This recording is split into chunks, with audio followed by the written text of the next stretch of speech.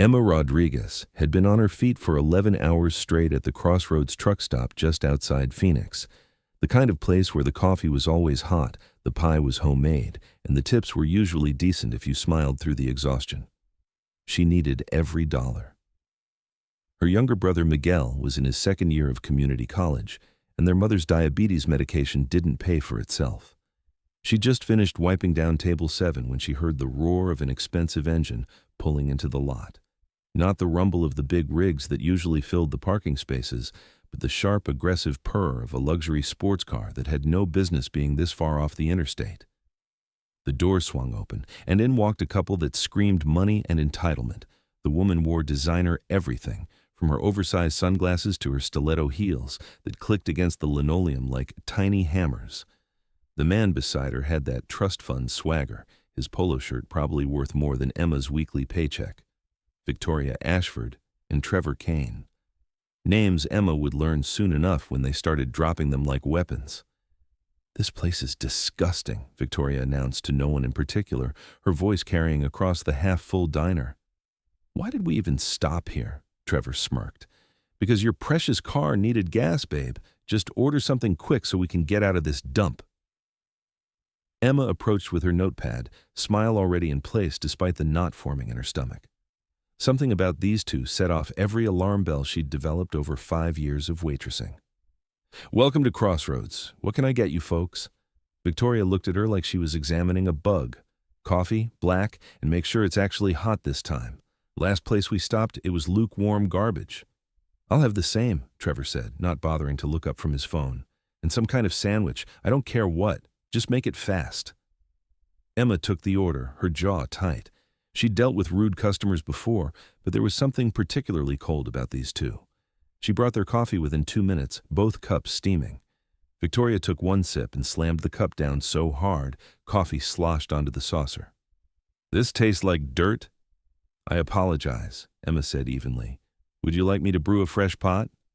"What I'd like is for you to do your job competently the first time." Emma felt the heat rising in her cheeks, but kept her voice steady. "I'll get you a fresh cup right away." She turned to walk away when Trevor's voice stopped her.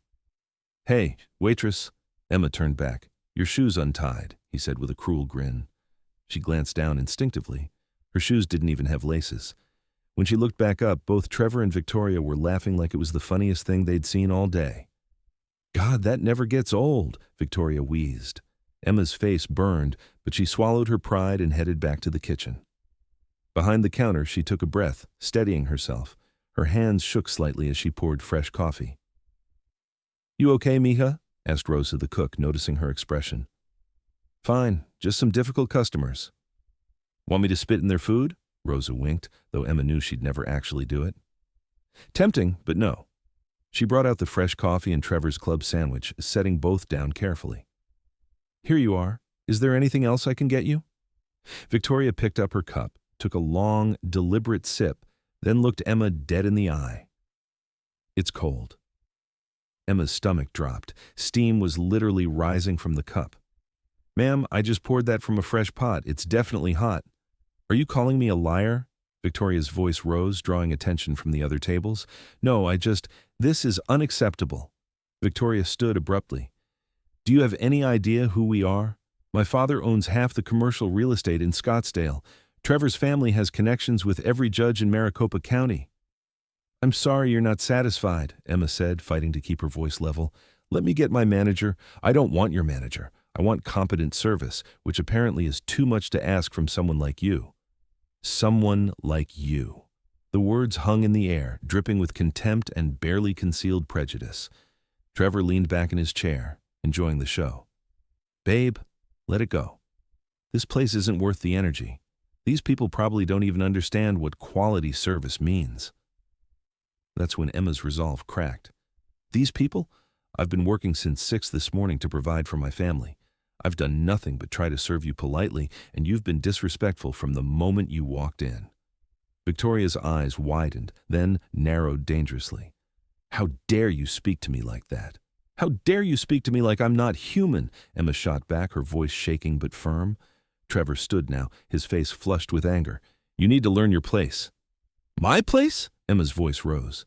My place is standing right here doing honest work. What's your excuse for being a terrible person?" Victoria's hand moved so fast Emma barely saw it coming. The slap echoed through the diner like a gunshot. Emma stumbled backward, her hand flying to her burning cheek. Shocked silence fell over the restaurant. "That's for forgetting who signs your pathetic paychecks," Victoria hissed. Emma's eyes filled with tears, but she refused to let them fall. She straightened, opened her mouth to speak. Trevor grabbed her arm roughly, yanking her forward. "You're not done. You're going to apologize to her, now." "Let go of me," Emma said, trying to pull away. Trevor's grip tightened, his fingers digging into her arm. "I said now." Then he shoved her. Hard.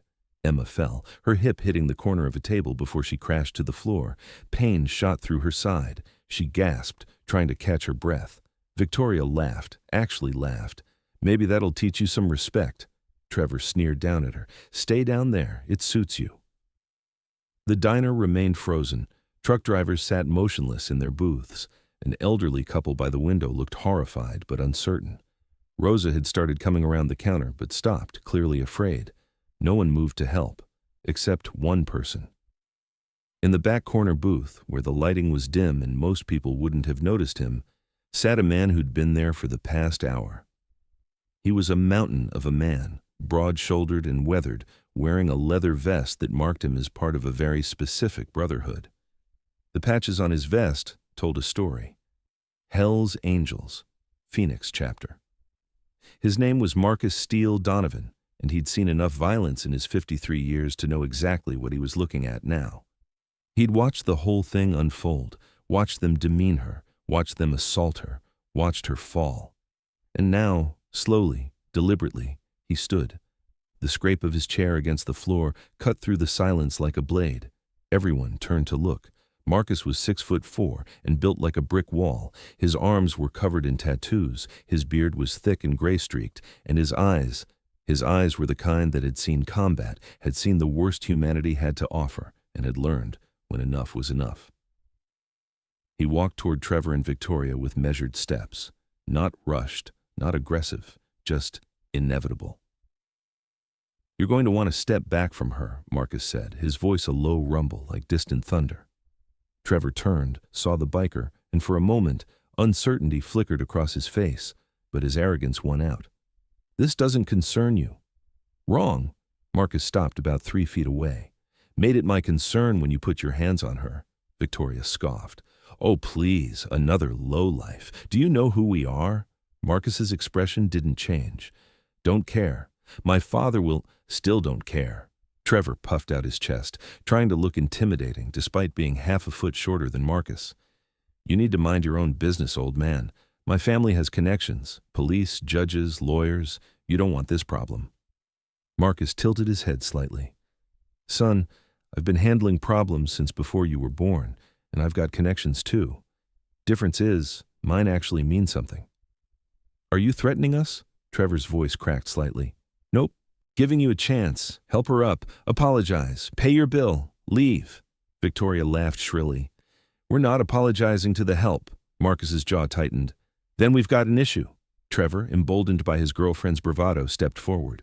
"What are you going to do? Hit me? Go ahead. I'll have you arrested so fast." He didn't get to finish. Trevor made the mistake of reaching out to shove Marcus, and what happened next happened so fast most people missed it. Marcus caught Trevor's wrist, twisted smoothly, and suddenly Trevor was on his knees, arm bent at an angle that made everyone wince, not broken, but definitely controlled. "Here's what's going to happen," Marcus said calmly, as if he wasn't currently restraining a grown man. "You're going to apologize to that young lady. Then you're going to pay for your meal, plus a $200 tip.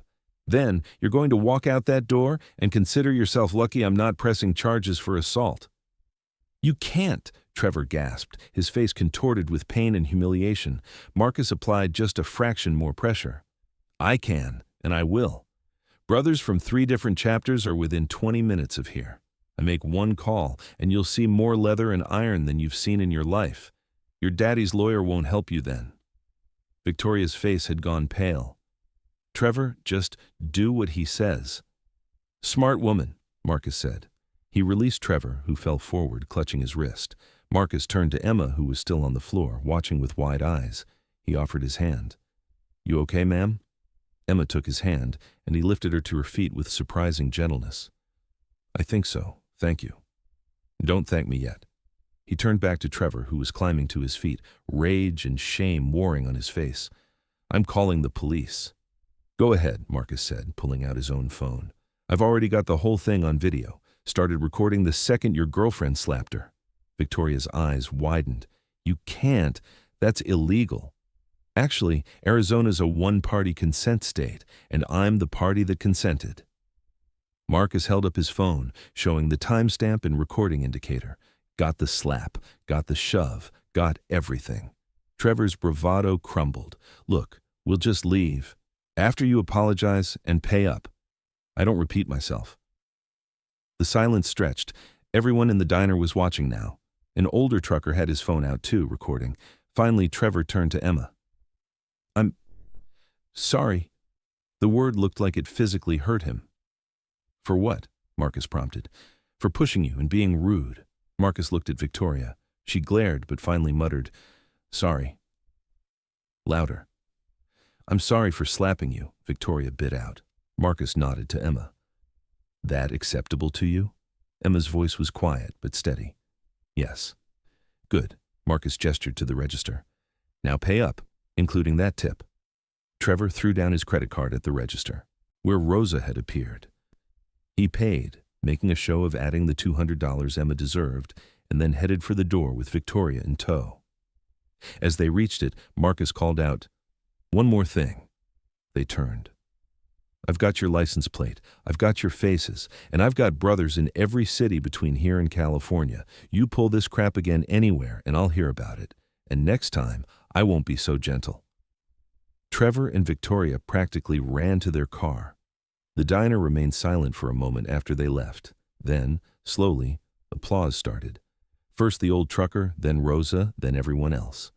Emma turned to Marcus, tears finally spilling down her cheeks. "I don't know how to thank you." Marcus shook his head. "Don't need thanks, just doing what's right." He paused. "You need to see a doctor? That hip looked like it took a hit." "I'll be okay." "You sure?" His voice was genuinely concerned. "Yeah, I've had worse." "Shouldn't have to have any of it." Marcus dug into his wallet and pulled out a business card. "That's my number. Those two give you any trouble, you call me. Or if their lawyer friends try anything, I know some good people." Emma took the card with shaking hands. "Thank you, really." Marcus nodded and started to head back to his booth to finish his coffee. "Wait," Emma called. "Your meal, it's on the house." "Nah, I pay my way." "Please, it's the least I can do." Marcus considered, then gave a small smile. "Tell you what, I'll pay, but you keep the tip, all of it, and take tomorrow off if you can. Rest that hip." Over the next hour, word spread through the truck stop network. By the time Marcus left, 3 other bikers had shown up, having heard one of their brothers had handled some trouble. They stayed for coffee, their presence a silent message. This place was under protection now. Emma's manager emerged from the back office, where he'd apparently hidden during the whole incident. "Emma, She held up her hand. "Don't. Just don't." Rosa put an arm around her shoulders. "Come on, mija, let's get some ice for that hip." A week later, Emma was still working at Crossroads. Her hip had healed, the story had spread through the trucker community, and her tips had nearly doubled. Other waitresses reported that customers were being noticeably more polite, as if word had gotten out that this place had friends. The other development came as a surprise. Trevor Kane and Victoria Ashford found themselves the subjects of a viral video. Someone in the diner had posted their confrontation online, and it had exploded. Within days, Victoria's father's company was facing boycotts. Trevor's family law firm was fielding angry calls and lost clients. Local news picked up the story. The Hells Angels, often portrayed negatively in media, suddenly became heroes in this narrative. Marcus, when interviewed, simply said, "We're not heroes. We just don't tolerate bullies. Never have, never will." 3 months after the incident, Emma received a letter. Inside was a check for $5,000 and a note. "This is from the Brotherhood. Use it for your brother's education or whatever you need. You stood up for yourself even when you were scared. That takes guts. You're one of us now, in spirit if not in leather." Stay strong. Steel and the Phoenix chapter. Emma cried as she read it. Then she called the number on Marcus's card. Steel here. It's Emma from Crossroads. Hey, Emma, you doing okay? Better than okay. I got your letter. I don't know what to say. Don't say anything. Just keep being who you are. World needs more people who stand up even when they're shaking. I was terrified. Courage isn't not being scared. It's doing what's right anyway. Emma smiled through her tears. Thank you for everything. You're welcome. And Emma, you ever need anything, you call. That's what family does. Family. You're part of the brotherhood now, not in patches but in spirit. We take care of our own. After they hung up, Emma looked at the check again. Then she looked at the card Marcus had given her, at the Hells Angels logo, at the phone number she could call if she ever needed help. For the first time in years, she felt like she wasn't facing the world alone. At Crossroads truck stop, business continued. The coffee stayed hot, the pie stayed fresh. And on the wall behind the counter, Rosa had hung a small sign. We treat everyone with respect here, and we have friends who insist on it. Below, it was a photo someone had snapped of Marcus standing next to Emma, both of them smiling. A reminder that heroes don't always wear capes. Sometimes they wear leather and ride bikes, and sometimes that's exactly what the world needs. If this story has touched your heart, please take a moment to like, share, and subscribe to Black Iron Path. We bring you stories that prove heroism comes in all forms, that courage isn't measured by size or age, and that sometimes the smallest voices carry the most important messages. Tell us in the comments. Have you ever noticed something important that others missed? Your story might inspire someone else. Thank you for watching. If this story reminded you to trust your instincts, to speak up when something feels wrong, and to never underestimate the power of paying attention, please share it. Subscribe to Black Iron Path for more stories that prove heroes are everywhere. Courage comes in all forms, and sometimes the smallest person in the room has the biggest impact. Tell us in the comments, what would you have done in Emma's place?